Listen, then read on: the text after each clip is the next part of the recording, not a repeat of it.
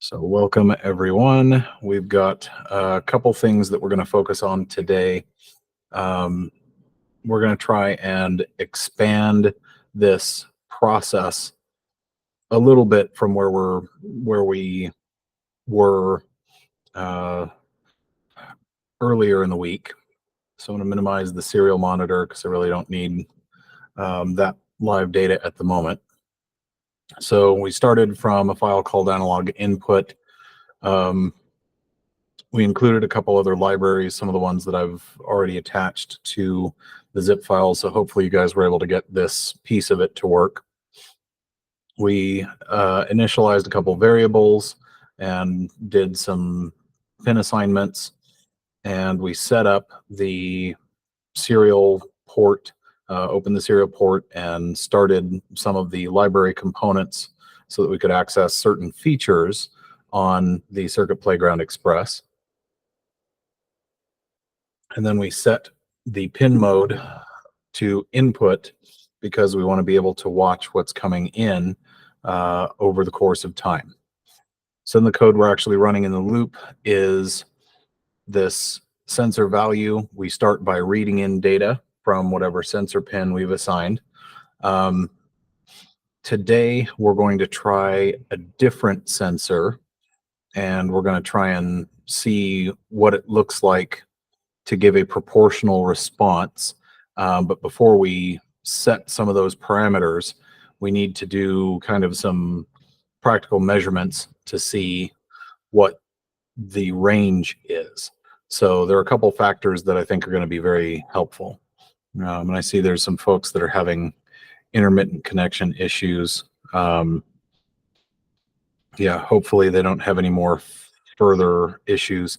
The libraries are actually in, there's a zip folder with the libraries attached to one of the announcements. The libraries, you're going to take it from there and you're going to include a zip library. So you're going to download it. You're going to find where your Arduino sketch file and your library file are. Then you're going to go to, let's see, you're going to go to Sketch and include libraries, and you're going to add a zip library is the easiest way to do it. You can manually do it by unzipping the file, dropping that library file into the library folder, wherever, usually under Documents, Arduino, something like that, is where you're going to find that. And that's how we include it. So a zip library, you can just navigate to where you put it in your system. So the other thing that we did here is we took it a step farther, and instead of just reading in the raw sensor value, we did a value conversion. So assigning the variable to some formula that also includes that variable is reassigning it. The announcement that's in, let me see if I can find it, because I don't think I have Halo up, because Halo is the greatest software ever.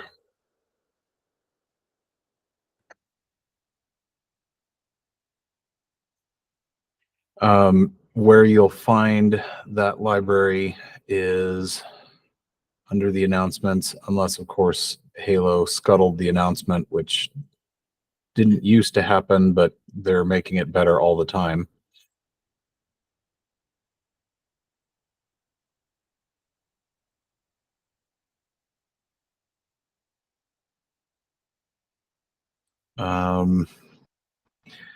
Let me let folks back in here. There we go.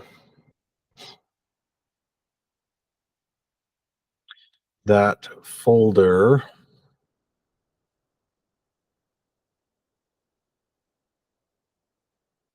there we go. So the title is Arduino Circuit Playground reference. No, that one doesn't have the library in it.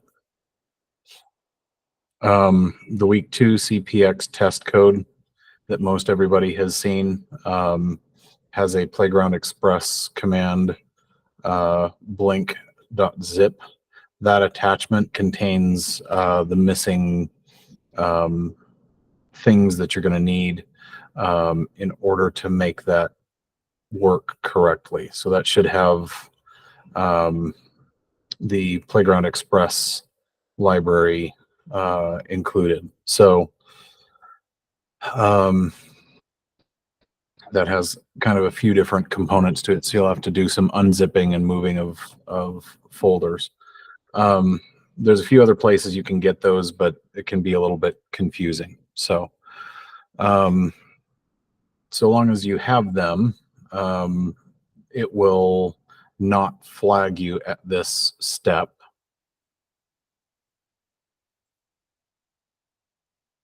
Where you go to include the circuit playground.h, there's a misnaming of the way that they set up these libraries. So there's some things that create some headaches. I did a workaround to allow for inclusion of both of those H files. It's just easier to have both because don't ask questions you're not ready to receive the answer for. So we took that sensor value, we reassigned it within a formula. So y equals mx plus b, except this is actually y is equal to my minus b. It's the same general concept. You can reassign within a formula just like this. It's fairly common practice. In fact, you just want to note that you're paying attention to what you're doing and you're correctly reassigning a variable the way that it needs to be. So we talked about how to get these numbers, the m and the b, from our sensor data calibration. We're going to do the same sort of thing today. So we are going to use Excel again. We're going to do another, we're going to do some serial read again. So we're going to make some changes to this to update the program to be able to output more things. The degree F is not helpful for what we're about to do as this next step. What I'm going to do is I'm actually going to save a copy of this file rather than editing this one because I want to keep a couple different Circuit Playground Express folders in this zone. So this is going to be, instead of temp, this is going to be audio, Neopix, and we're going to take input from yet another thing and do something completely different. So on your boards, who can identify where the microphone is?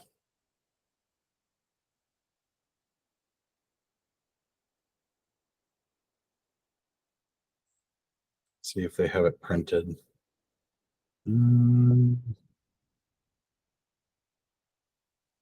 Is it mean with a A0 button? A0?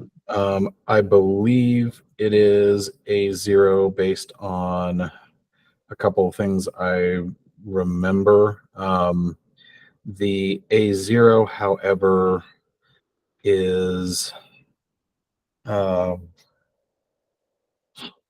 trying to remember if that's configured to input or output.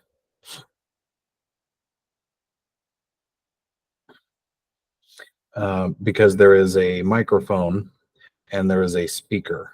I seem to recall A0 was normally configured for a speaker. To a certain degree, a speaker and a microphone are exactly the same thing. The speakers in your televisions, in your homes, especially those that are internet connected, can actually be used in reverse as listening devices should somebody gain access to the TV systems remotely, but we're not going to focus on that particular part of it. A0 is where that runs. What I don't remember offhand and what I was going to look at the reference for.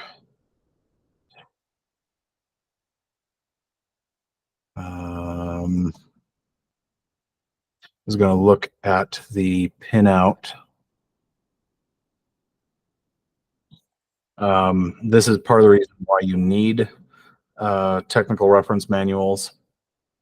And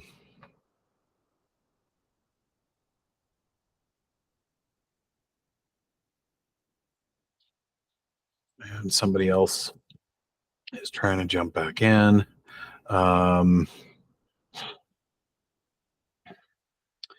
The microphone, let's see where it's at.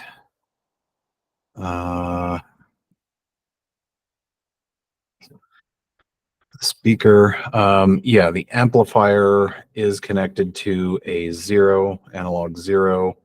The speaker, I want to say is a different one. I'll find it here in just a second because we've got a couple people having connection related issues. Nope, they're gone again. A bunch of people are in and out. Very hard to attend class while also riding a bike or skateboard or whatever else. The reference gives us a couple key pieces of information.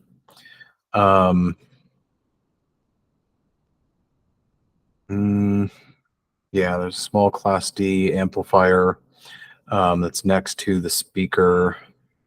There's light temperature. We're going to use light sensor as well, but I wanted to get you guys used to the idea of the microphone. So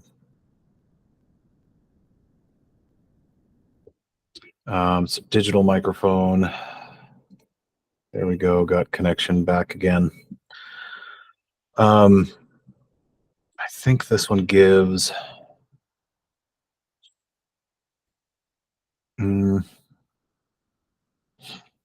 They don't have it. I think I'm remembering now. They don't have it connected simply to an analog for the mic. Yeah, that sounds familiar. They have a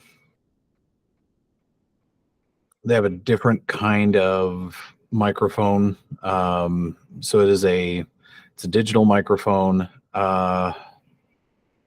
You can't read it based on like an analog voltage, so it doesn't get wired up to a normal pin. You have to actually run it through another internal function. So we're not going to use that today for what I was thinking. We're instead going to use light levels. So we're going to use those instead. So we're not going to do capacitive touch and some of the other ones.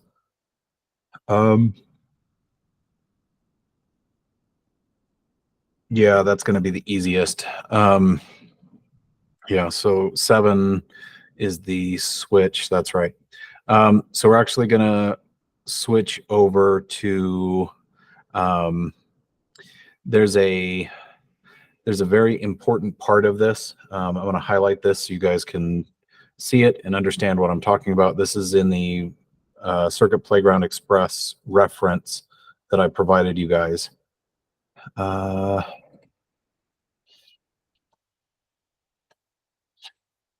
So it'll talk about the light sensor, but there's a very important aspect of this where it gives you a download link to be able to get to the light sensor, and it gives you a light sensor part number.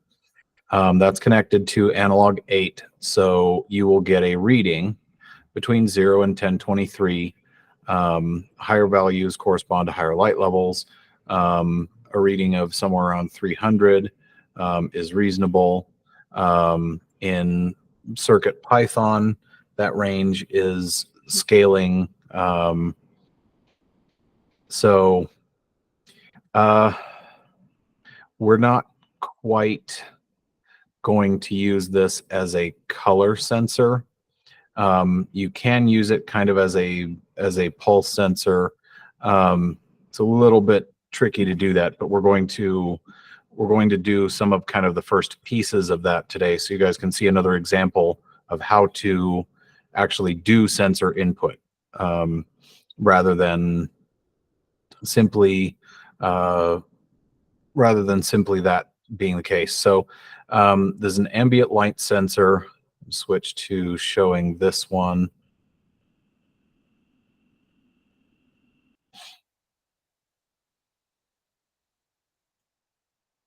Yeah.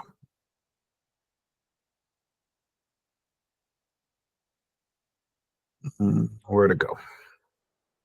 There we go. Data sheet. Data sheets are always important when you can get them for part numbers. I'll zoom in so that this actually looks human readable on the screen. If you've got it on an iPad or an iPhone or something smaller, not much I can do about the screen size there. But this is a surface mount component, the ALS PT19. I could tell you, well, everybody knows what the ALS PT19 does, but that's just a complete lie. So what this does is it gets close to human eye spectrum response. It's a little bitty sensor, surface mount SMD. It's a surface mount die type component.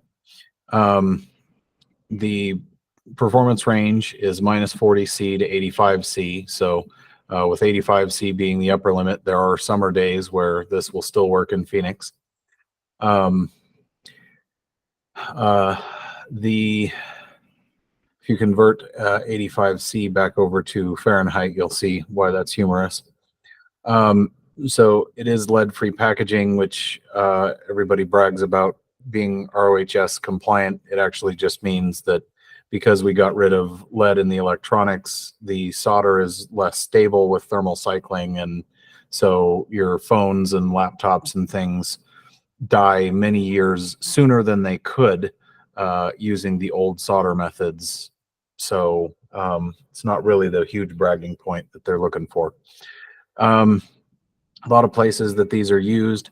This is not too dissimilar from some of the sensor types that are integrated into smartphones these days for ambient light sensing. That's the whole point of this. So ambient light sensing, giving you an idea what the light level is. This is why when you walk outside, your screen goes up to full brightness because it sees the sun outside in Phoenix and goes, oh my God, I'm actually going to melt. And that's fairly normal. Whereas you go outside in, Nebraska in the middle of the year and it's probably cloudy and or windy, very, very, very, very, very, very, very, very windy. And you won't have the same extreme changes in brightness because all of the cloud cover will give you a much softer lighting. So the ambient lighting conditions need to be responded to. So there's a lot of mobile phones, things that predate you guys, PDAs. Anybody actually know what that stands for in the comments? I'm just curious because I know what that means, but I'm curious to see if anybody else actually has an idea. They're also used in streetlights. So a little bitty sensor like this is used in streetlights, but also closed circuit TVs. So home security systems, wireless cameras, all of those sorts of things, aftermarket backup cameras that are added. They have inside usually the camera fitting some real small sensor like this. So they're not very big. This is only 1.7 millimeters long and about 0.6 millimeters high. So it's pretty small. They can fit it in a lot of different places, which is great. So it's not very big. You have a surface mount here. So this is where the actual electrical connection is made on either end. You have the collector and you have the emitter. And as soon as light interacts with that sensor, you will have a change in the voltage. So the overall resistance of that surface changes. There's a little bit of variation with regard to temperature, but it'll give you a range. So The supply voltage needs to be 2.5 to 5.5 volts. So if you hook it up to 12 volts, you'll let the smoke out, bad things happen.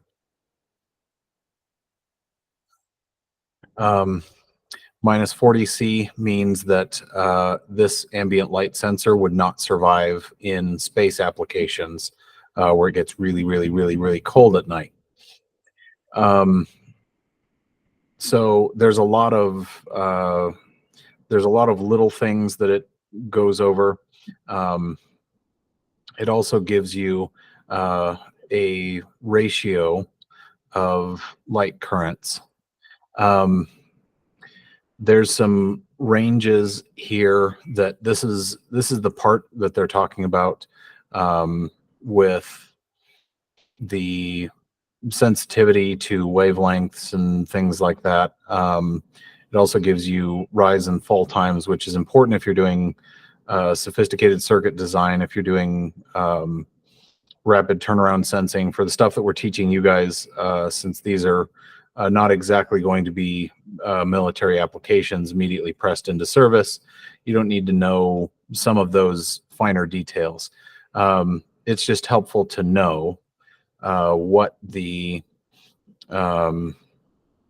range is. So 5 volts is equivalent to 1,000 lux, and that's the basis for what you're looking at. That's assuming white fluorescent light at 6500K. If you're in a different lighting environment, which you guys probably won't be much of the day, that's okay. So it gives you some range of calibration curves here for what the actual part does and what comes out. So the light current at 100 lux versus temperature, a higher temperature, there is a higher light current, things that you might expect. So this gives you a little bit more about the way that the circuit is actually set up. So you have a receiver, and that changes the total current through the resistor versus the capacitor, and it's measuring a difference between the voltage in and the voltage out relative to ground, with this stuff in the middle to do some simple noise filtration. We won't talk about noise filtration. Just know that it's important to have that. So there's some other parameters. There's even a recommended solder profile for these things. So preheating 60 seconds above 220, so between 220 and 260 for 60 seconds max above that 220 level. It needs to be a quick job, otherwise you've destroyed the small surface mount component. So yeah.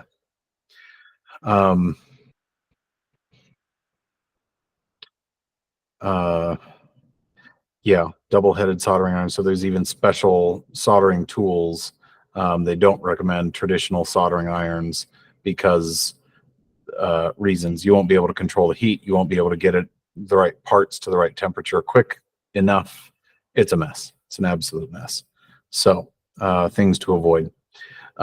Anyway, that gives you some of the key parameters of how to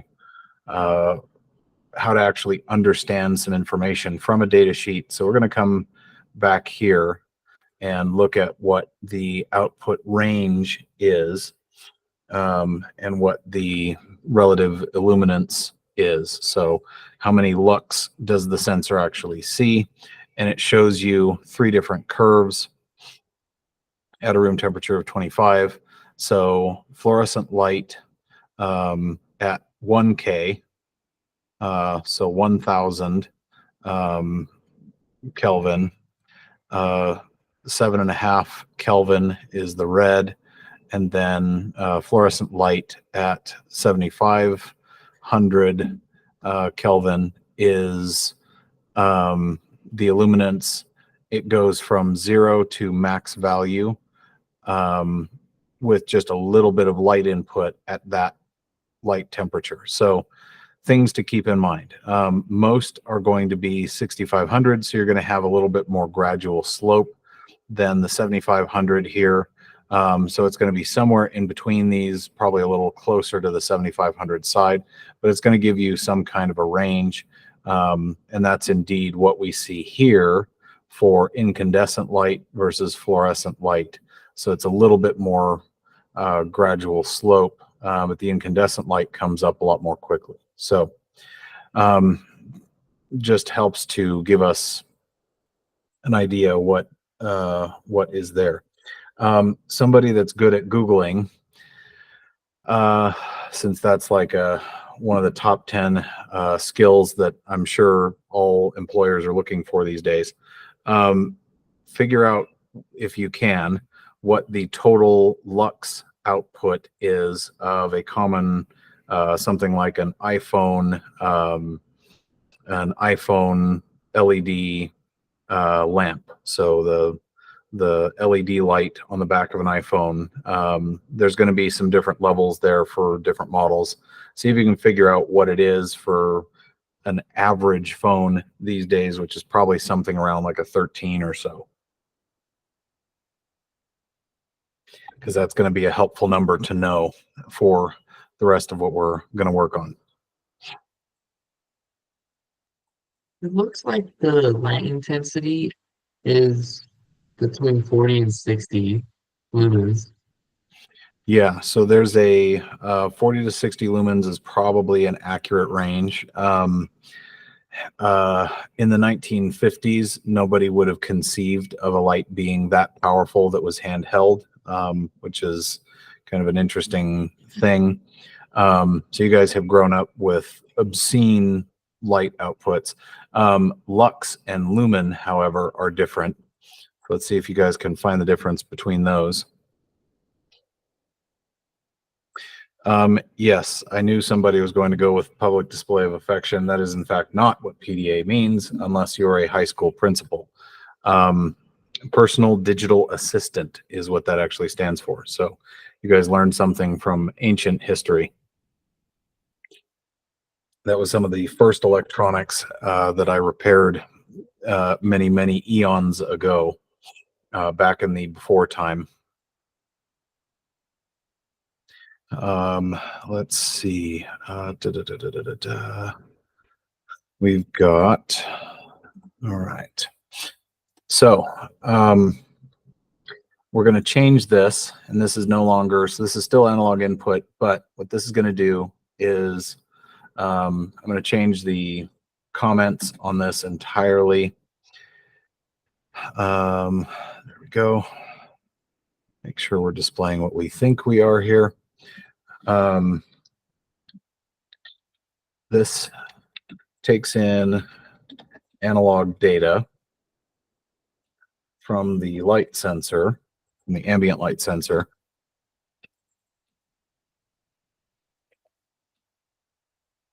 And that is pin A8, so it's one pin over. So the ambient light sensor on pin A8. And this should, let's see, takes the ambient light sensor on pin A8 and outputs a range of neopixels. You guys better not be trying to crash into the building again. Seriously. Sorry, every time I hear somebody finding the limit of adhesion with their tires, I get a little bit nervous. So I'm going to cut this part and put it on the next line.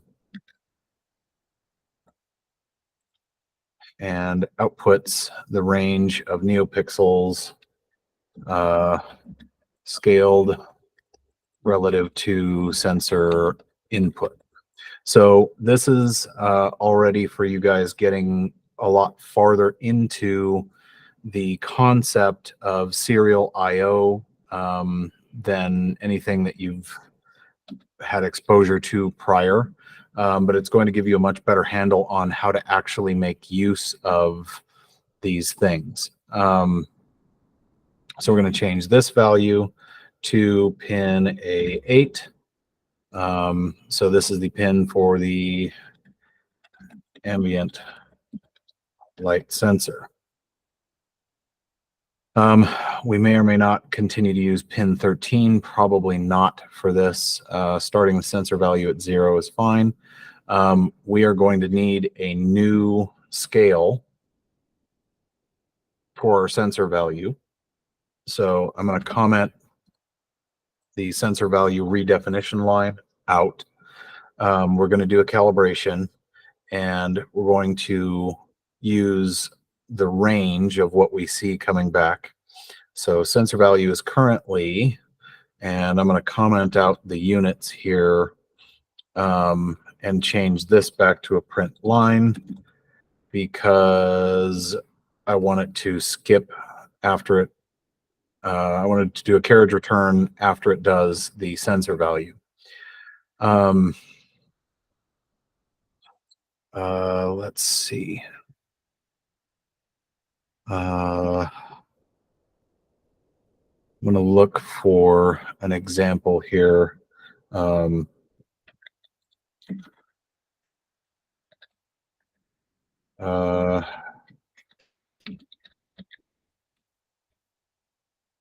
Let's see.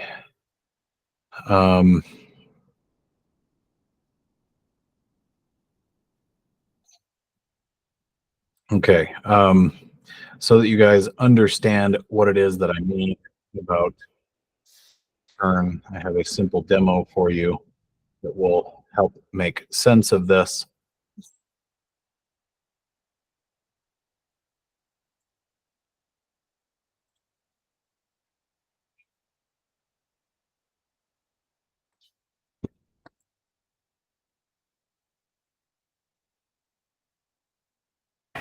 Hollywood, June 22nd. Dolly DeVore, glamour star of B.O. Pictures, disappeared today under circumstances that indicate foul play. And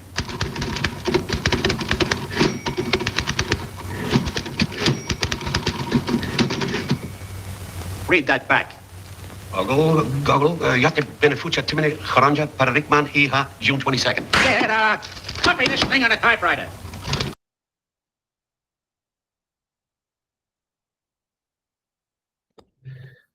Carriage return, that's what it is. That will help you clarify what it is that we're referring to. So it's every time the ding happened and it would return to the next line. So carriage return, that's what I'm referring to. There is no good education without some inclusion of the helpful clarification of the original actors of comedy. You could watch hours and hours of Comedy Central and not actually laugh because reasons. That was back when there was actual humor in things. All right, so we're going to take that sensor value. Now we're going to change the way that we're handling the NeoPixels. So this is the part that's going to change the most. We talked a little bit about the for loop and its application. The for loop turns out to be very, very useful. There are a couple things that we have to do here, and this is going to help clarify this. So this is going to go from n equals 0 to n equal 9. So it's going to use all 10 NeoPixels because counting technically actually starts with 0 because that's just the way that it works. Doesn't actually start with 1. So Sesame Street is all a big lie. Why they continue, who knows? It's funded by the same people that want you to believe that you have 3% inflation because that math makes sense. Integer n equals 0. This is our index variable. So we talked a little bit about this, but I want to again touch on a couple of fundamentals here. So the index variable is what we're using to count up. So we start the variable at 0. We count up to the variable equaling 9. Until the variable equals 9, we add 1. So plus plus the variable. This is adding to the index. So this starts at n equals 0, runs through whatever's inside these braces. So whatever's inside the curly brace sandwich is what runs each time. N equals 0, then it runs again for n equal 1, then it runs again all the way up until n equal 9. Then it adds 1 and it actually stores n equals 10, checks the for condition again, and it says, oh, nope, 10 is over the limit, so I'm going to skip on down to the next thing, which is the delay. So this is why all of the pixels change color when the temperature changes. So when we go from the green to red, and then maybe back to green, depending on how quickly it cools off today, what we see is how those values all change at the same time for the for loop. So that happens very quick. There we go. We're back to green again. So for each of those, we want to do something with the values. So in this case, we're going to change it. So we're not going to do coloration. We're actually going to do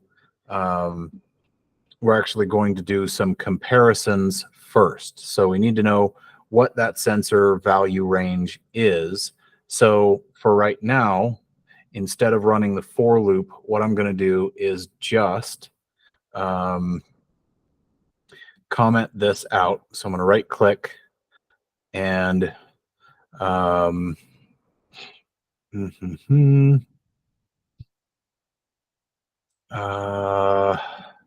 right click.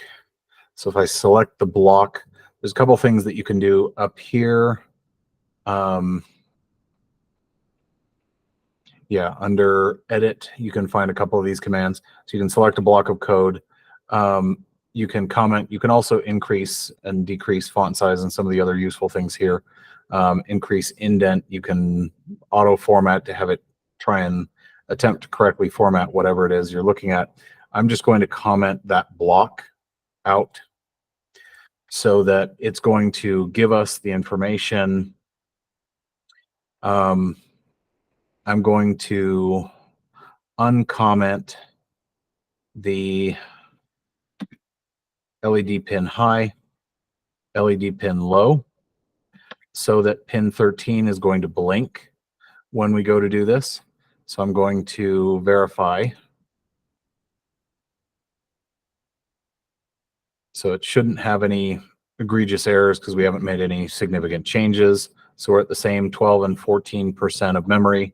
Remember, earlier in the week, 12 and 14% of the memory was the end of the known universe, and our democracy was in real trouble and nothing was going to work right.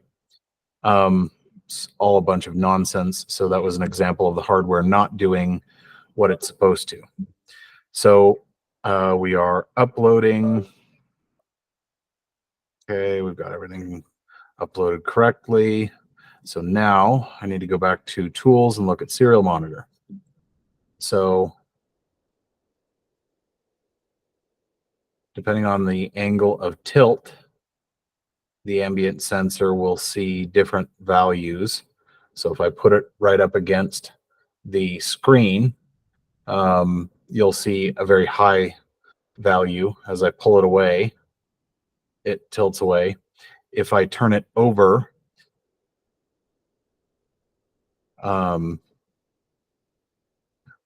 I can cover it and get down to nearly 0. If I let it see the reflection of the blinking light on the package that this is hovering over, there's a small change in luminance up and down.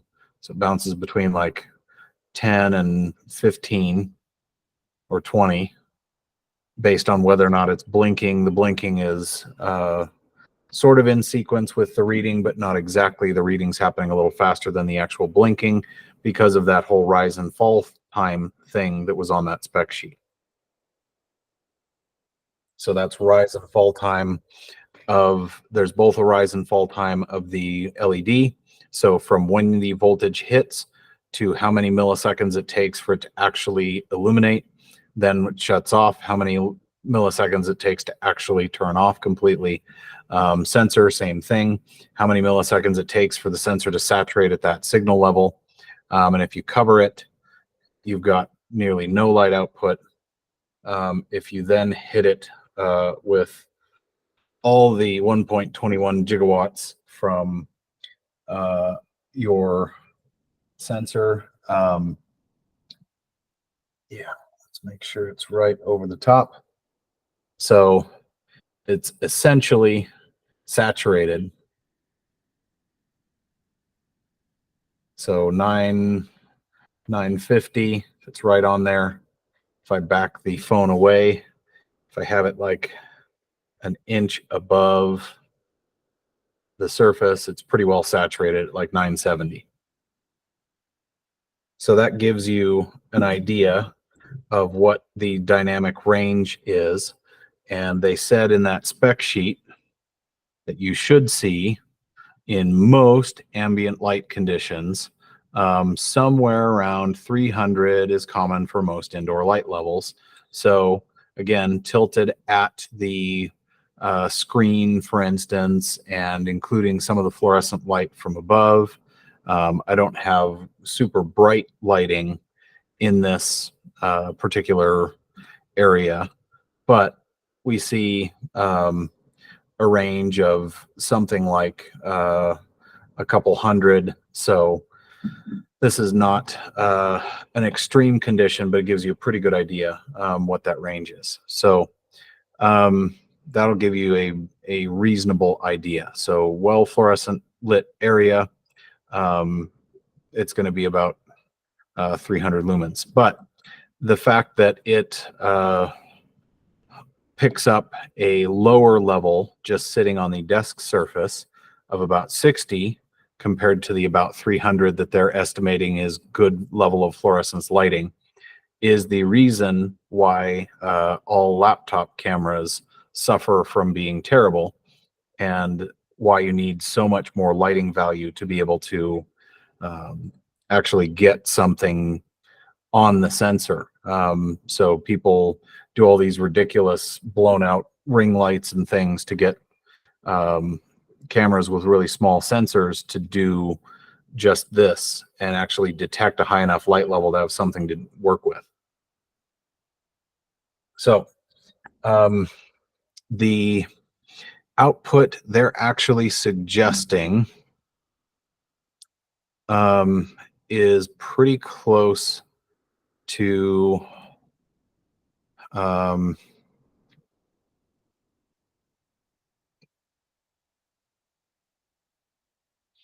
yeah, they're not really suggesting a direct correlation, but it's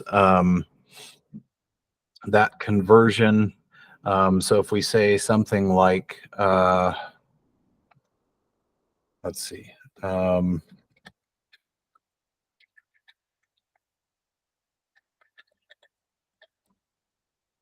let's see if we can find a quick ballpark conversion.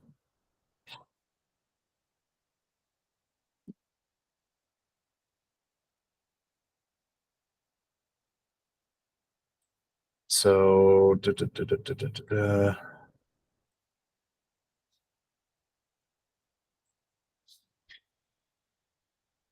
yeah, they're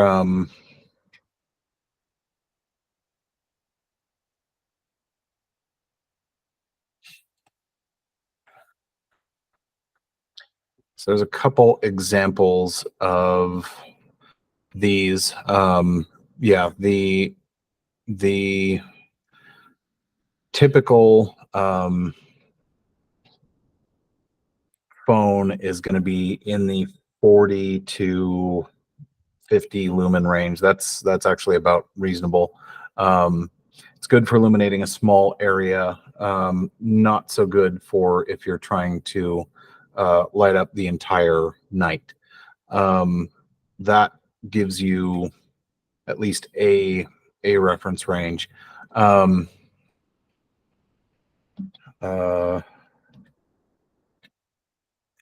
Let's see.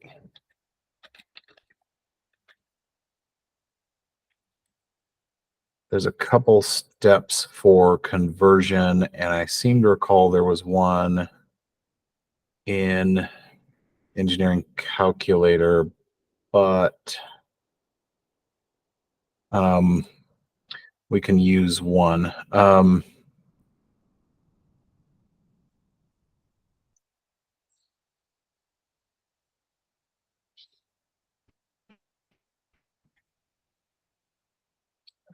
We're looking at, so if we say that at that max level, it's about 50 lumens.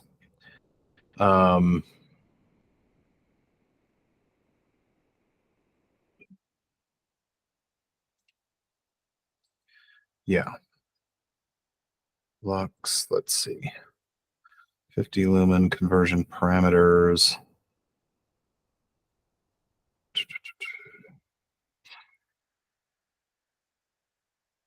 This is not helpful since it's not giving an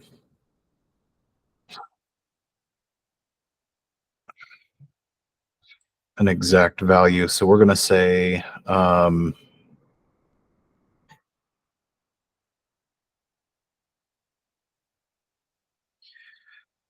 because of some angle of incidence and some other factors, it'll be easier if I can find a simpler example to give you guys.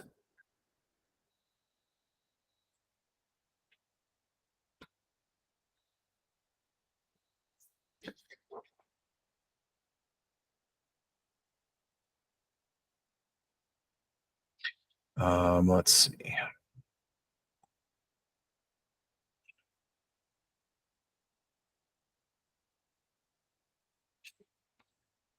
Yeah, so the key is a lumen per square meter.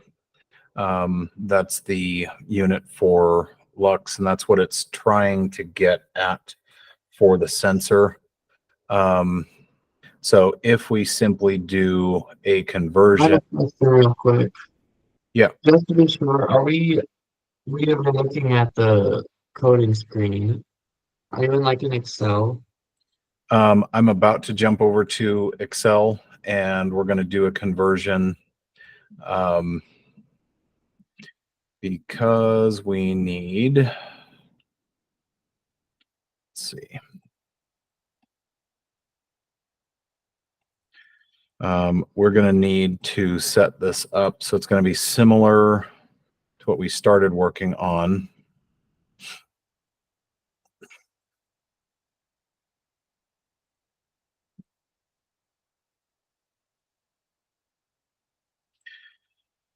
So this, Thank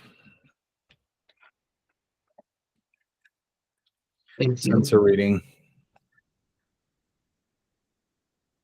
what we're then going to do, so again, we might need notes about what this particular application is, sensor reading, and then we're going to have, if we do it fairly simply and we ignore the variable of the lumen per square meter, since that changes drastically as a function of distance, the total beam angle, the non-uniformity of the beam, and all these other things that are physically relevant when you're doing optics and illumination calculations, but not helpful otherwise. They're not helpful in this context. A sensor reading of about 0 is 0 lumens. So this is covered sensor. The next step is something like ambient lighting. This varies widely. So if something is, if you're in a dorm room and you have the blinds shut and you have overhead lights on that are behind you and to the left or to the right or something like that, it's going to be a very different ambient lighting condition than if you're sitting in one of the study rooms with all the glass walls, where you're going to have a lot of sunlight plus also the fluorescent light above. So this lumen range is part of what we're trying to figure out how to estimate. We'll look at some values once we do kind of our 2-point calibration. This sensor, they don't really tell you exactly where it saturates. Not exactly, but it'll tell you 1,000 lux is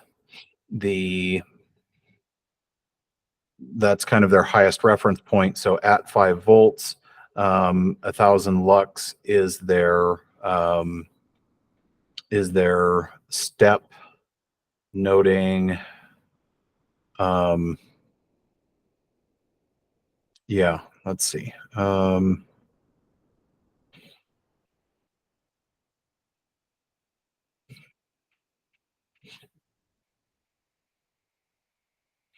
So its minimum wavelength range is about 390 nanometers to about 700 nanometers. Its peak sensitivity wavelength is about 630.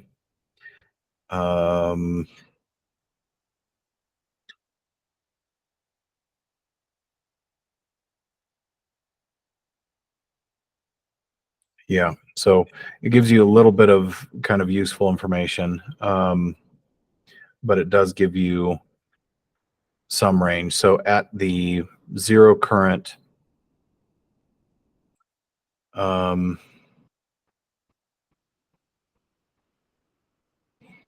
they give you kind of an output range.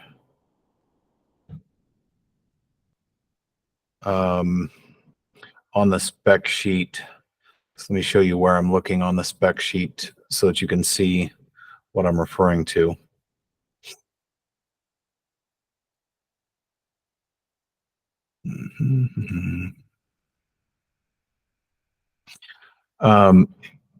The light current at darkness or dark current, they are at,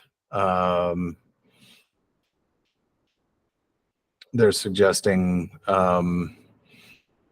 0 lux for the dark current if it's maximum current that it's going to be using is going to be like 0.1 microamp, which is very, very small. The light current, so they have kind of a couple different phases, and that's referring to notes 1 and 2 here. So for 1 and 2, for the like 5 to 15 range, it's detecting 100 lux. 50 to 150, it's detecting 100 lux. That's using white fluorescent at 6500K. White LED is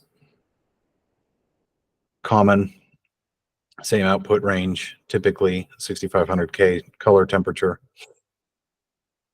Unless, of course, it's adjustable. 140 to 200 is 1,000 lux, or 140 to 520 is 1,000 lux, based on incandescent illumination at 2856 Kelvin. So this is why they say the range for something like 1,000 lux in this range of 50 to 150, which is what the sensor is currently detecting right now, somewhere around 60 or so in its current state, is a reasonably lit room, somewhere on the order of 1,000 lux or 1,000 lumens per square meter, which is a reasonable lighting level. But incandescent, they're going to be somewhere in the middle here, probably closer to about 300 at that same range. So the sensor is triggering differently. So that's what we're trying to pay attention to, is what that range looks like. So we're going to do a simple conversion. Yeah, it's really interesting. They're 3.5 ratio. We're going to see how close that looks. So this is comparing the current at the condition 3 for a different color temperature to condition 2, and it's about 3.5 scale for incandescent versus LED or fluorescent light. So it's much more sensitive to scale changes in fluorescent, or less sensitive to fluorescent, more sensitive to incandescent changes, because of this 630 nanometer wavelength peak.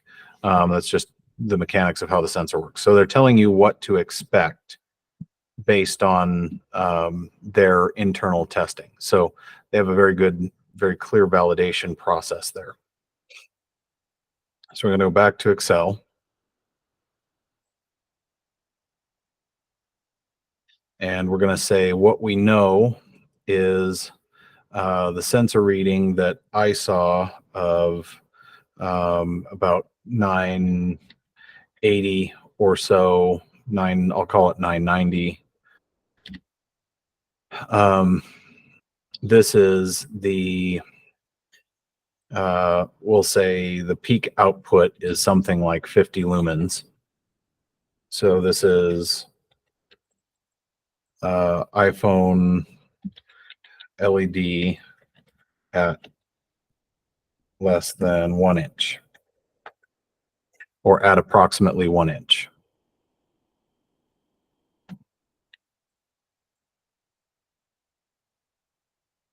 One inch away. So we're assuming sort of centered the beam over the sensor, etc. Seems like maybe 990 is actually, I think, really more like 980 for that saturation. So the ambient lighting condition is going to be somewhere in between, and that's going to vary based on where you are. So I'm going to use this as a reference check.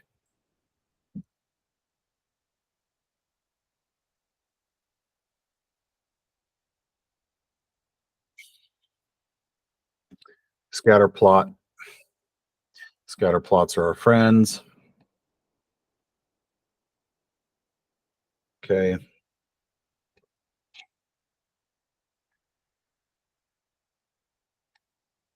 All right. We're going to select the data.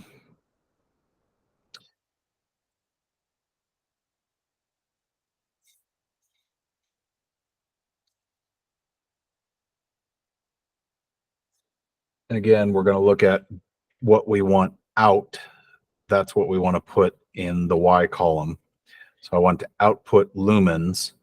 I want to input sensor reading. And this is going to be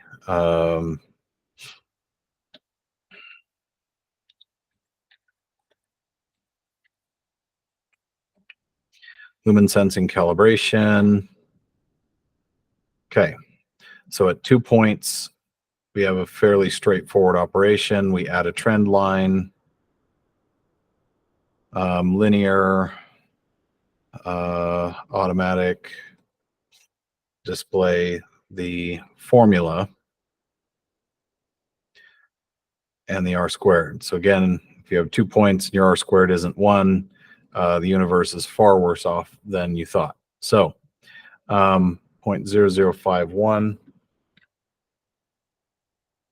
So now we take that formula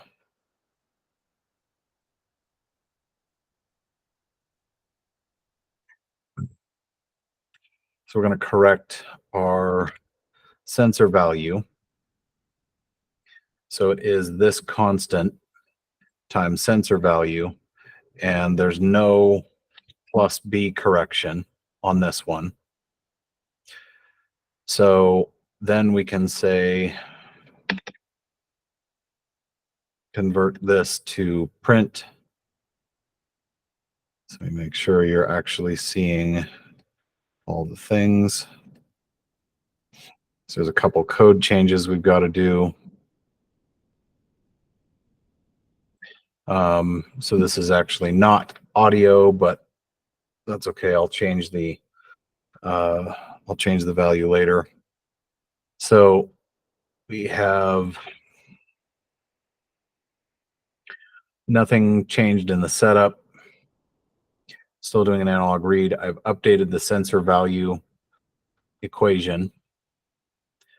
I've changed this from a print to from a print line to a print again for sensor value, and this is going to be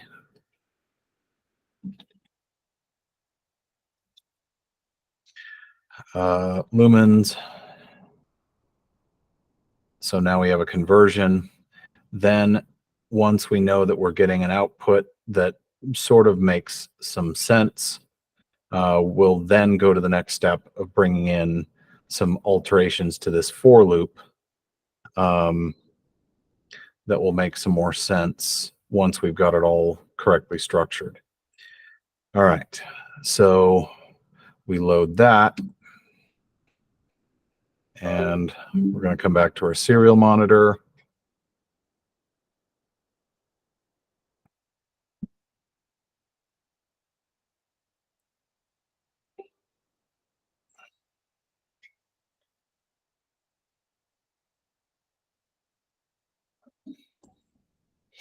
So we cover it.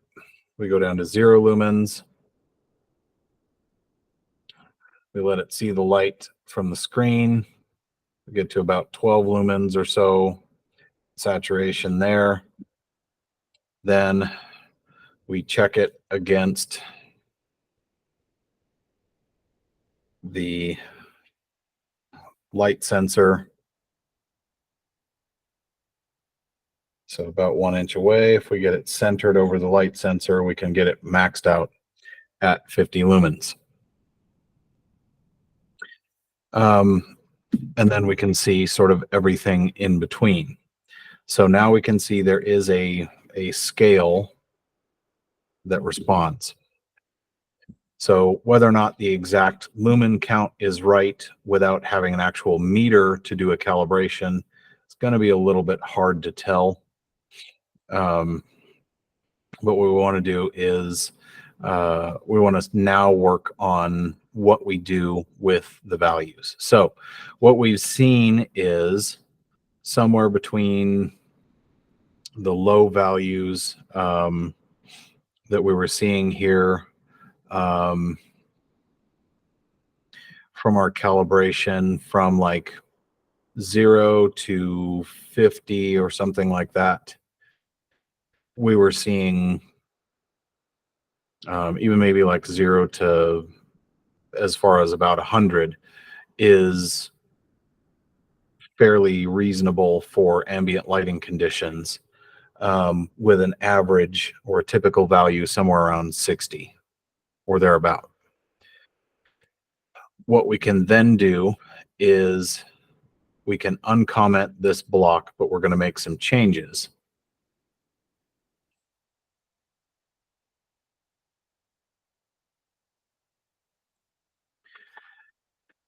And what this will do is allow us to change, instead of setting these up for the color changes, we're going to pick a color. We can even change colors for different levels of illumination.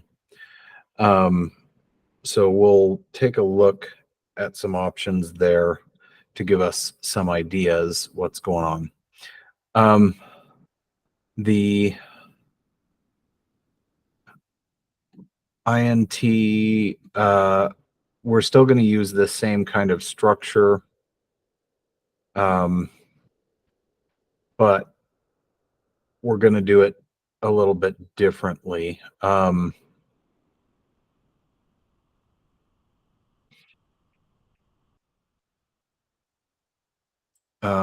There is a,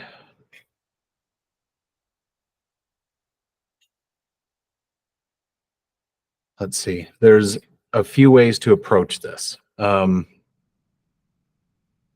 You can do a comparison first.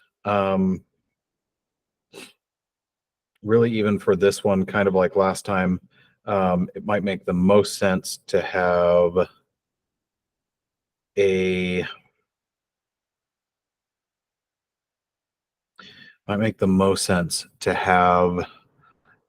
case structure, but we don't learn about case structures for a little bit yet. We can get there from here, but we're going to have to scrap a bunch of this and do things a little bit differently. So I'm going to give us some space to work with.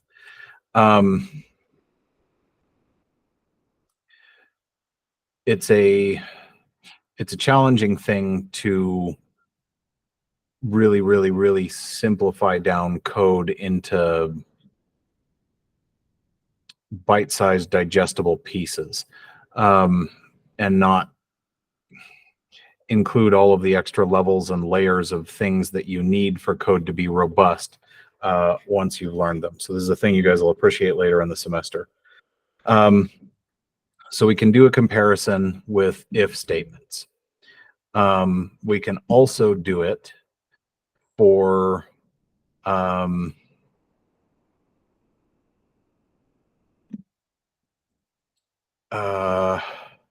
we can also do this another way, but the if statements I think are going to make the most sense for you guys for right now. So we're going to say if sensor value is less than, we'll say is less than, I'm going to do 3 levels because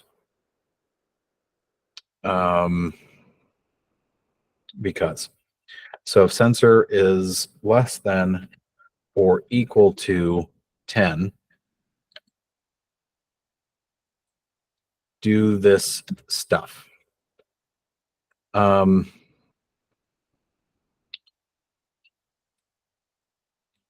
Else if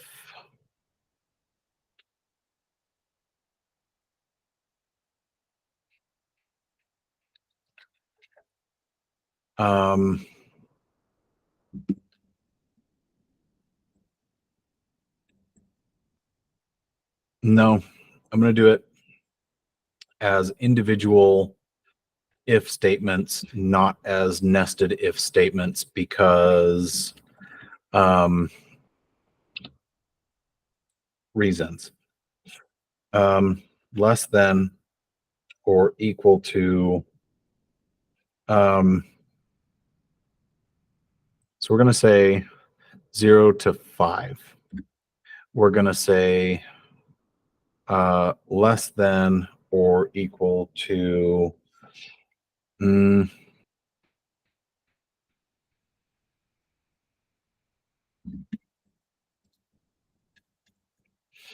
there's a couple ways to do conditionals here. And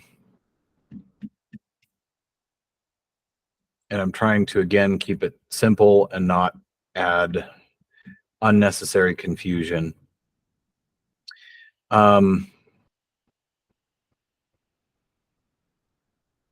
next one I'm going to compare to is actually going to be the sort of final case.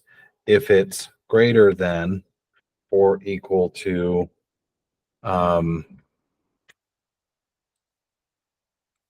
greater than or equal to 20. It's greater than or equal to 20. Do this stuff. The last one,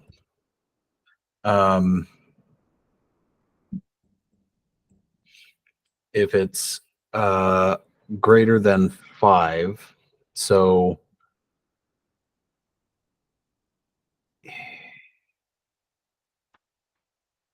yeah, I think I can maybe turn this back into a nested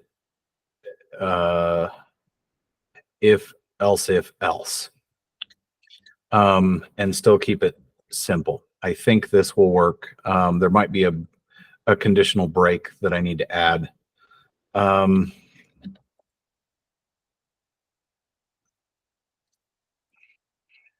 So there's 3 cases: if, else, else. So the else is anything that is between 5 and 20. So anything from 6 to 19 is going to be covered by whatever's in this else statement. We want that because otherwise we have to add layered conditionals with ands and ors and learn a whole bunch more code operators than what is going to make sense for right now today. We will learn a different, less hack way to do this later. So again, I'm trying to keep things as very basic and straightforward and understandable as possible, without having to teach you the whole course every single stupid time we go to sit down and do a project, which is actually how real coding works in real life. Is I need to do 800 million things all at the same time, and actually writing the program sequentially can be very hard to do. So for each of these, we will now need a for loop, but our for loop is going to be similar to this, but it's going to be a different range. So I'm going to go ahead and copy this once. And rather than, again, spending tons and tons of time reinventing the whole wheel here, I'm going to cut the if clause because I don't need the conditional to be contained inside this. I don't need the conditional to be contained inside this. I actually need, so I'm going to pick a color. So I'm going to invert this. If the sensor value is less than 5, what do I want the behavior to be? So this is, I'm going to start with a comment because that will help to make sense of where I'm trying to go with this. In low ambient light, set first neopixels to green, because this is like, okay, this is a simple detection meter. We're trying to use it to give us information about the approximate scale of things. So I'm going to set, we're going to set it to green. So we're going to set 180 because that is our conditions are again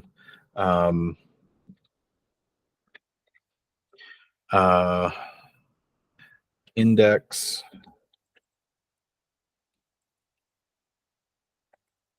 variable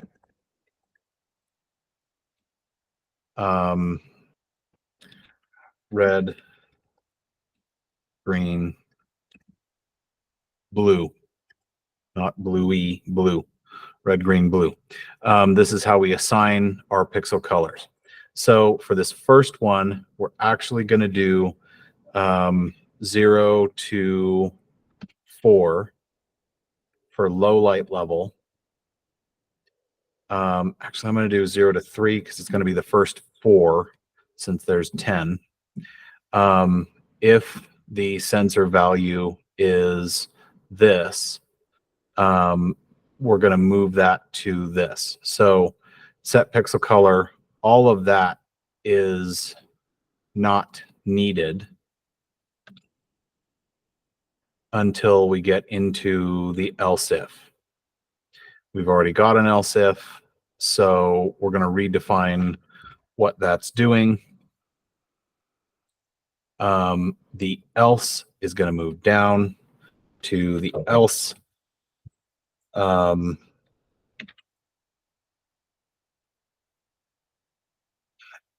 that's going to be, we're going to have to work on matching up our examples here. Give me just a second.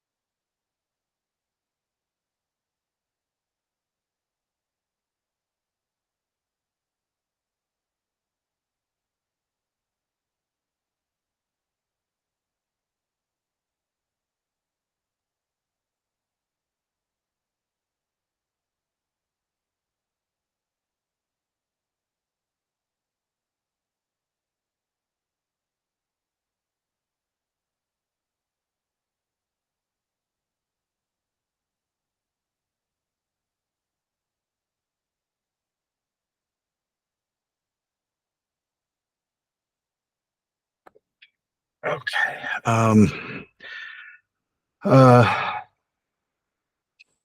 Let's do this.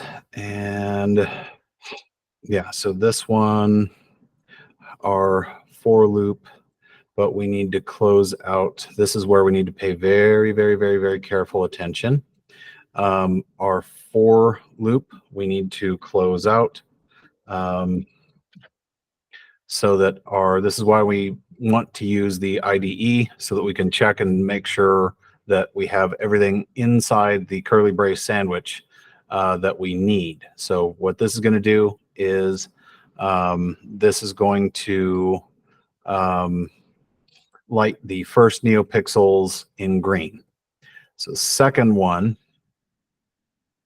okay, so we've got our for closed. So this is closing our if for the else if. Okay, so we're okay there. I'm gonna leave that one space. This is why opening and closing curly braces, you got to really, really, really, really, really, really pay attention to this. We're gonna have to add a for loop again to contain this. If you try and add an or loop, you're just gonna get errors. So don't do that. There's no such thing as an or loop.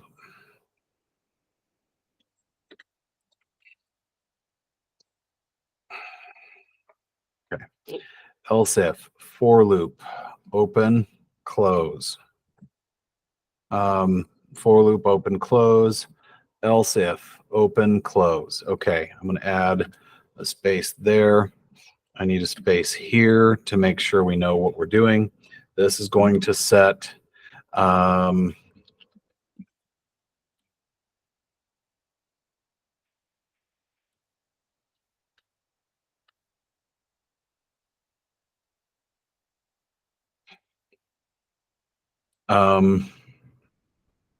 I'm going to set this up as,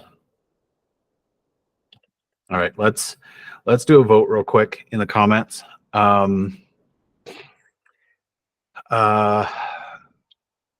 One for we'll use one color on the display of the NeoPixels. 3 is you guys want to see the example of how to use 3 different colors at the same time for each output, because those are different. Let's see a vote in the chat. So 1 is we use one color and we just light up more of the LEDs each time. 3 is we use 3 different colors of LEDs and light them all up sequentially. Which one do you want to see? Because those are 2 very different code approaches.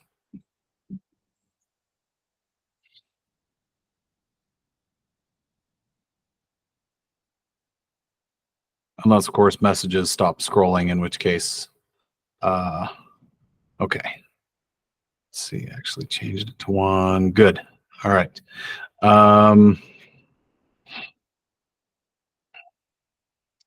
right. So we're going to do, I think we'll go ahead and do 3 so that you can see what that looks like. 1 is the easier case.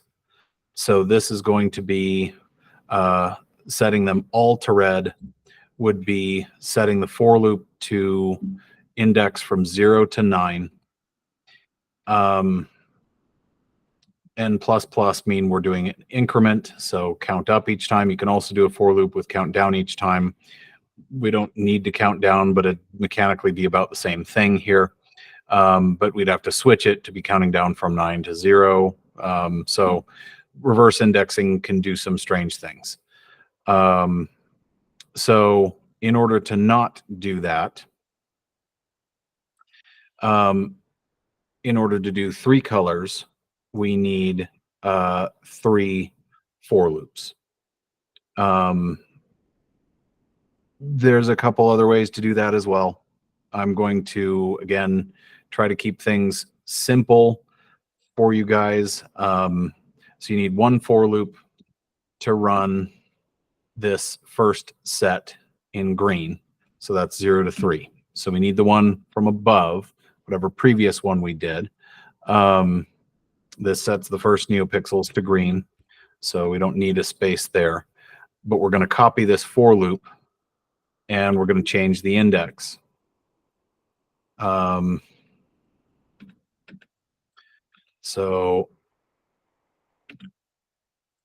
we're going to need 3 in total. So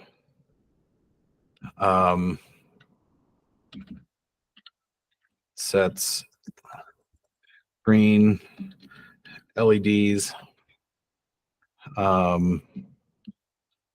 for first 4. This sets yellow LEDs for middle 4.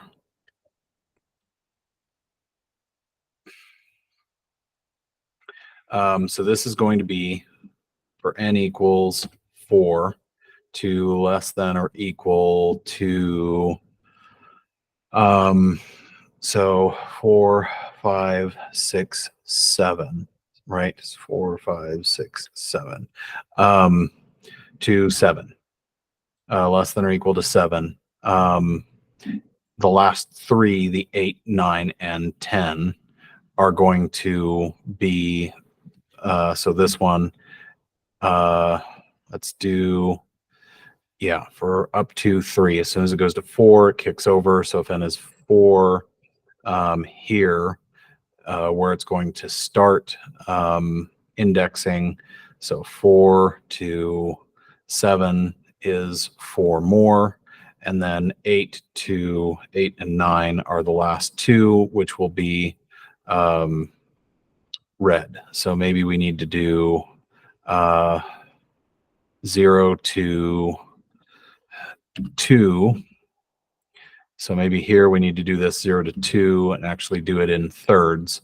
Yeah, so let's do it that way. 0 to 2, 3 to 6,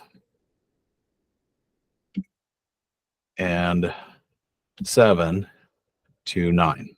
That'll make it a little bit more even, but still make sure that we've got enough. We also have to, so we have to maintain an increment rather than a decrement for each of those for loops. Then we need to do this, which is, all right.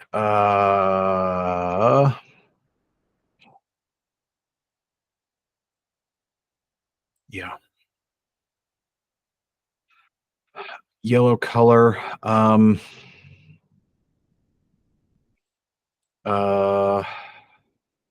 Let's see.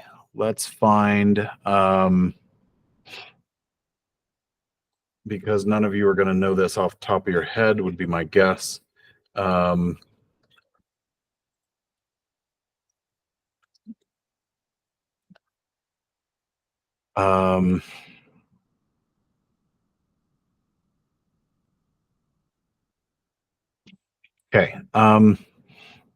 We're going to do it this way. 255, 216, 0 is what we're going to do, because trust me, I'm a doctor.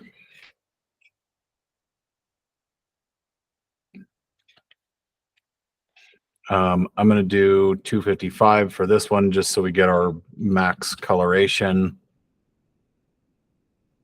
255, 216. So all fully, completely green. This will light up yellow. Set first neopixels to light up green.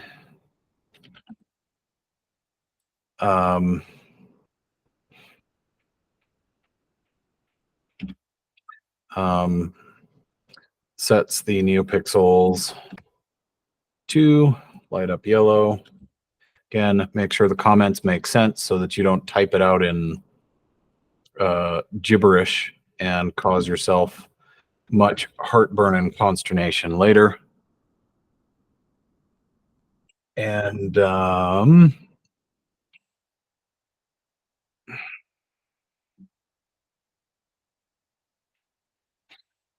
yeah, 7 to 9 increment, set pixel color. This is going to be red only.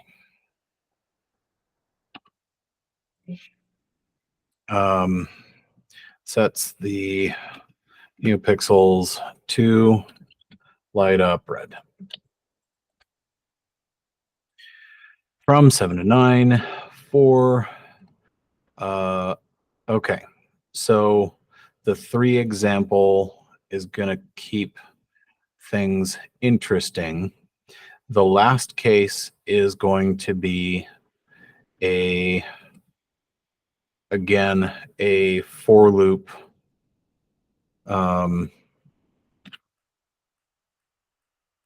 that is going to do just the first two of these once we've set up the three.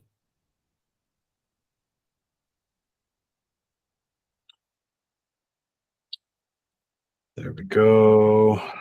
For loops. Okay. So the else is going to capture so we replaced part of that. We want to make sure to get rid of the last remainder of the line that was in the else. This we're now going to do away with because we don't need it.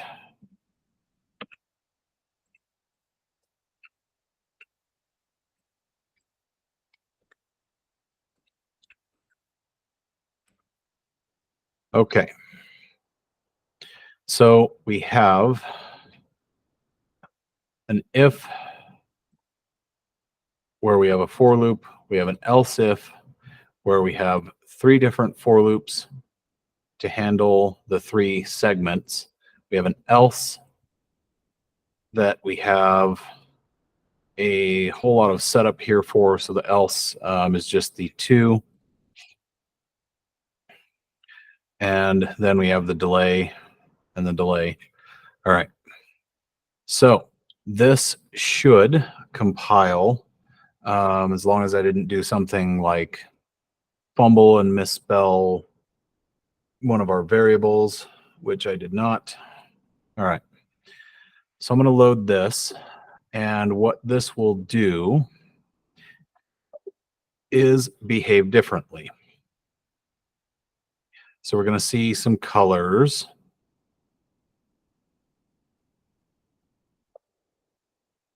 So we start out with green.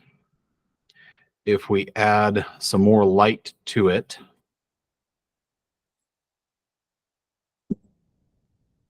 okay, if we add some more light to it,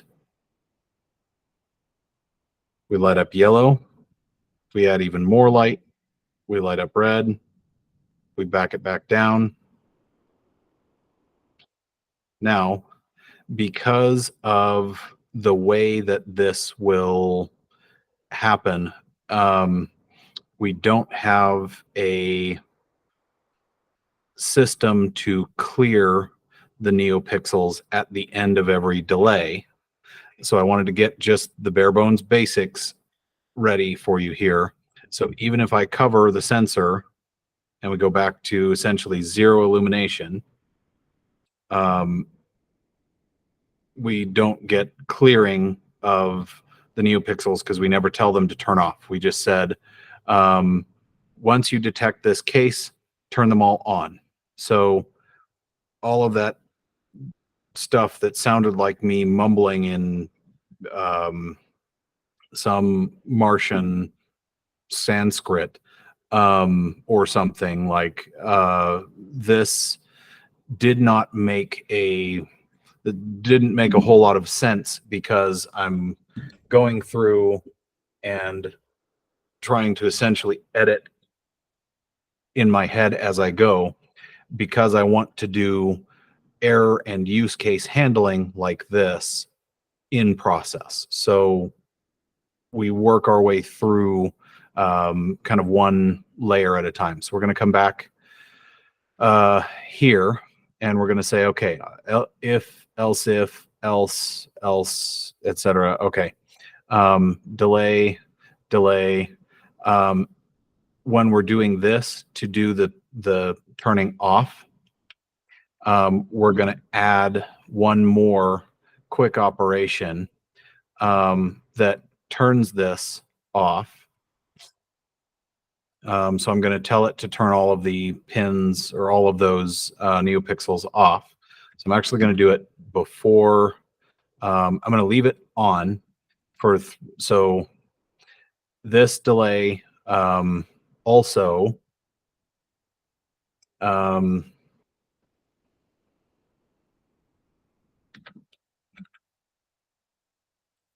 leaves the NeoPixels lit for delay time. I'm going to, before the next delay, turn them off using the for loop again. So another for loop that will say, this is going to turn off NeoPixels between measurements. So this is going to go 4, 0, 2, 9 to set them all back to 0 to turn them off. That's the simple case for the for loop.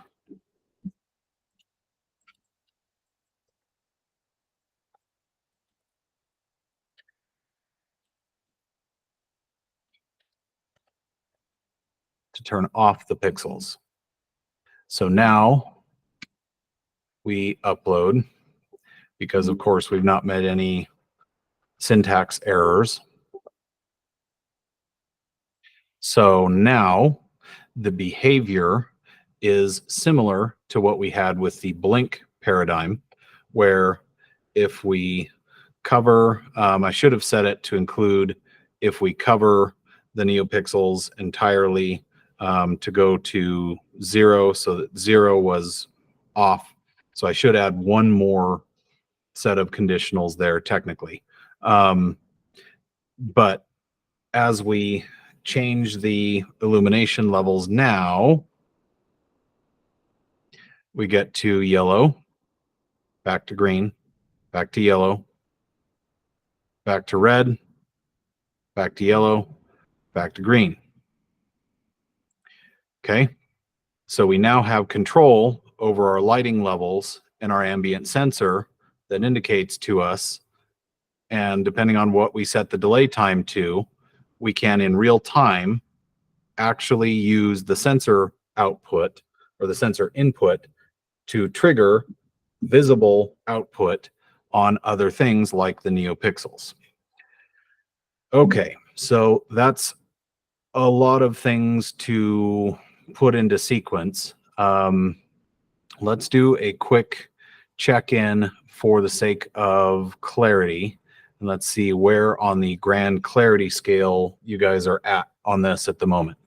Is this making sense? Have we now transcended to I speak Martian and you guys don't actually understand a word I say? Where are we at on the clarity scale? I had a quick question. Yeah. In the for loop, is in doing the actual like specific light on the board, like in Yes. clockwise rotation? Yes, it is. So n is our index variable, and what that's doing is that is taking our that's taking the, you're doing a couple things at the same time. You're using it as a loop counter. So which run through is it? Because the NeoPixels have to be addressed one by one by one by one, always, because again, reasons, you have to turn them all on in sequence. Okay. So this creates some needs in the process there. There's a lot that's required. What these do is they allow kind of a few things. They allow you to pick which of the LEDs out of the array. You could do evens, you could do odds. There's a lot of different ways to set these up. There's not there's not really a quote correct or incorrect way to do them. Sort of. There's a lot of options and ways that you can go about doing it. There's a lot of mathematical options for how to divide them out. But what you want to do each time is use, you want to think of that variable primarily as a loop counter. The reason I can get away with the nest or they're not really nested, they are sequential up here. The reason I can use multiple for loops in sequence is because I know that they are rigidly defined in a way that's not going to create just an open looping condition. Because if n was being used as like an index, then it would just start from the beginning each for loop. Yes. So if the whole thing was contained in a larger for loop, you can do nested for loops, you can do nested logic, you can do nested levels of comparators using if, else if, and you can bury them in levels of for loops and if statements. The logic there starts to become much more difficult. It becomes much less human readable, and that's the thing that I'm constantly trying to fight the urge to do, is make it immensely more complicated than it must necessarily be in order to get the concepts across from you guys. Because I don't need you to write code with great elegance. I need you to be able to get the stupid thing to blink on and off, or to get the sensor data off the board. That's what I need to be able to get you guys to do. I don't need you to understand all the subtle nuances of intricately nested logic right now. So this is part of the reason why I'm going through an editing process in order to not add confusing and frankly unnecessarily confusing things into your thought patterns early on. Sure. Thank you. Questions on this? Yeah, so is there an easier way to do this with and or statements like you were saying earlier? Yes, and that can simplify down your structure to where you're not having to do as much copy and paste. This is where by, for instance, defining in each of these for loops, we are actually technically defining and then discarding n. So the n, that's another thing that's important to understand about code, and the reason why I'm trying to keep this simple and not just absolutely completely hold you guys' heads underwater with all of this stuff that we're putting things into practice and teaching by way of application. Because if you can dodge a wrench, you can dodge a ball actually works very well for teaching this. This would be probably this block of code right here to fully explain from line 37 to 72 here. This block of code is like a week and a half to 2 weeks of PowerPoint poisoning to fully explain why it works this way. These include something called a local variable, meaning that the n that's used in this for loop down here has absolutely no clue that this n ever even existed, because the n is not defined all the way up here as what's called a global variable, something that we are going to use for all the things throughout all the program, like sensor value or sensor pin. Those are global variables. The whole program needs to be able to use them. This is going to become important to understand later for functions. Functions are things that do a whole bunch of stuff inside. So if this whole code block were called a function, it would have to be called pix audio neopix with parentheses. We'll learn about why that is later. But what this function would do is it would take these inputs, so LED pin and a sensor, an initial sensor value. It would take these things as inputs, and all the rest of the code is what this thing would execute. So this circuit playground dot set pixel color is doing the kinds of things that this code is doing with all this stuff happening in the background, but you're not aware of it because all you're doing is calling this function and giving it instructions on what to do. So it understands what to do with these colors, but each of these for loops creates and effectively destroys its own variable n. So again, these are things that I'm trying to keep ruthlessly simple and not change the index variable on you for every single for loop, because we don't have to, for the sake of communicating how this can work. So this is sloppy, butchered, ugly code, but it's done this way to provide you guys the simplest example that I can think of to communicate the principles and precepts that we're trying to cover here. So each of these ends is in fact different from the other ends. So the fact that I'm counting n equals 2, I could call this Fred, and functionally the code would be exactly the same. I could call this one down here Jim Bob. I could call this one down here Bob's your uncle. It wouldn't matter.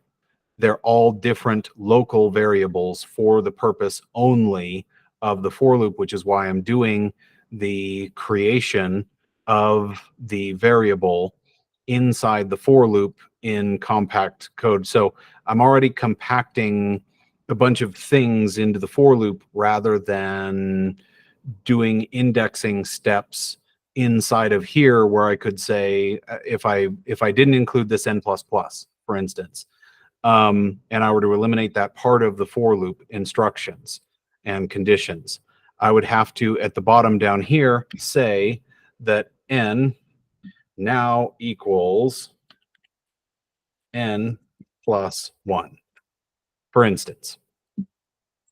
And I would have to include this for every single one of these loops.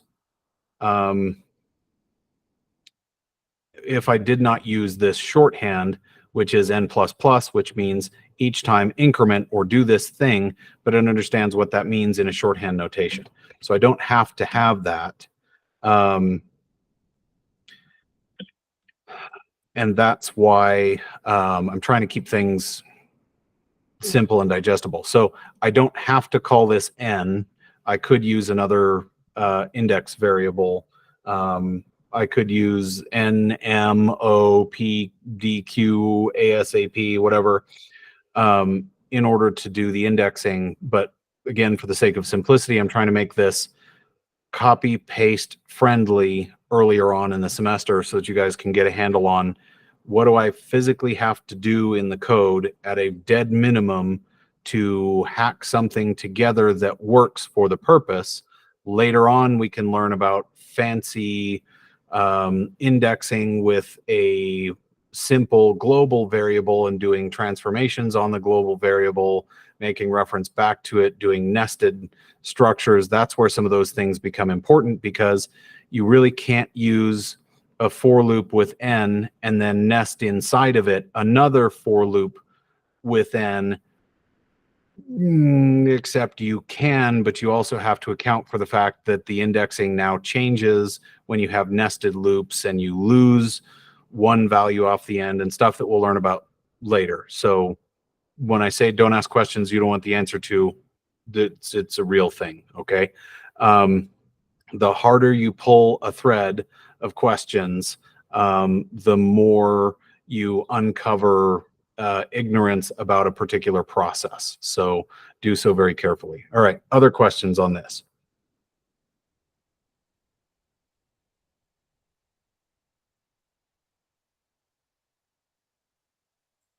So everybody's now afraid to ask questions because there probably is an answer.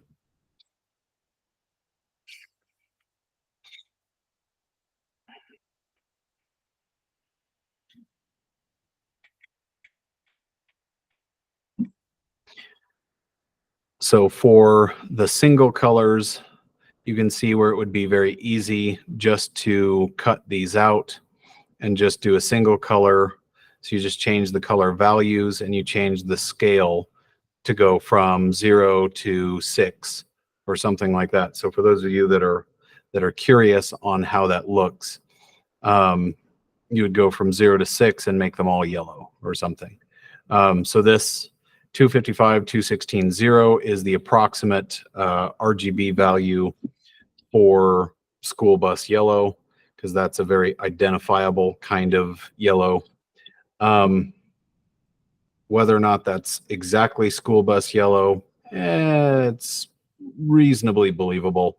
I don't know how good the NeoPixel recreation is, but the point is we're trying to get you guys to understand the concept of this is what it looks like to be able to use a sensor to give you information back about the environment that you're in.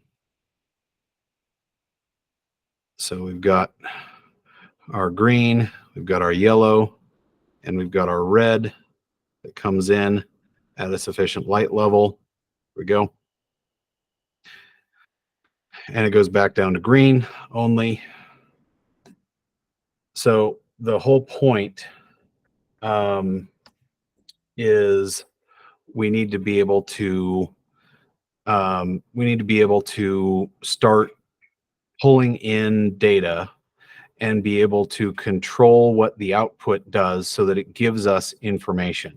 Something like the range of NeoPixels is a helpful way to do that. And you can see how you could take this concept and expand it further and say, okay, well, I could do more subdivisions of color. I could do more color ranges. I could do 2 pixels each and cover most of the core spectrum. So I could have most of the rainbow colors on there, and I could fill it up as I got to higher and higher light levels. So there's more discretizing or making smaller steps that you could do in here, doing 2 pixels at a time with unique different colors, and you can play around with what the RGB values are.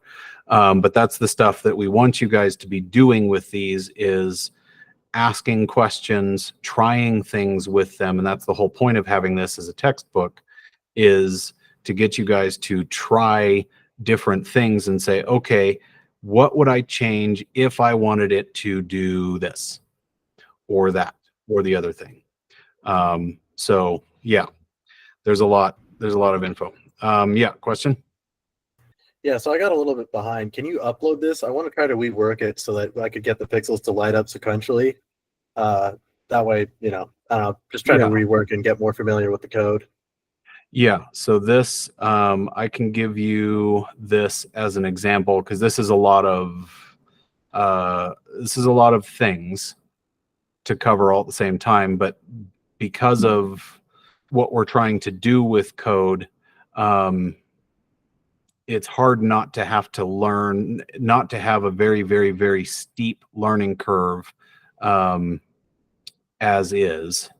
And that's part of the difficulty. So what I can do is I can make sure I've got this saved and upload this in its current state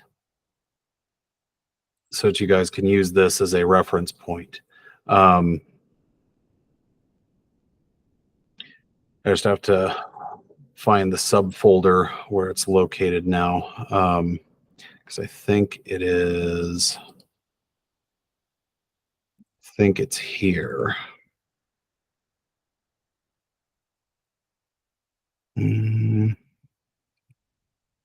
Maybe not. maybe I've got it just under documents. Yeah, maybe it's here. Okay. I'm going to close out of that and wrap up for today. So any further questions on this? So in Halo, the quiz, I wasn't here Tuesday. Was there an announcement about that during that class?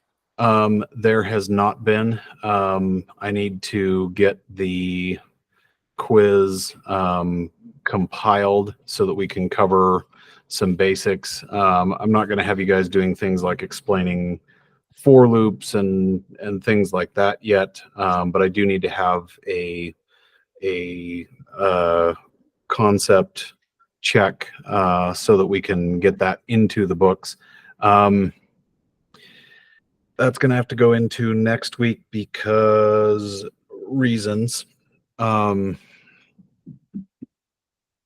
Yeah, I just couldn't make it happen for today. There's been much too much chaos going on. So what I'm going to do is I'll go ahead and attach this as a zip file. I'm not going to go through the process of renaming it just because it will create problems. You guys can rename it as you see fit, but I'm going to do it as a simple zip file that I can then upload because zip files are so super confusing for Halo. So here we go.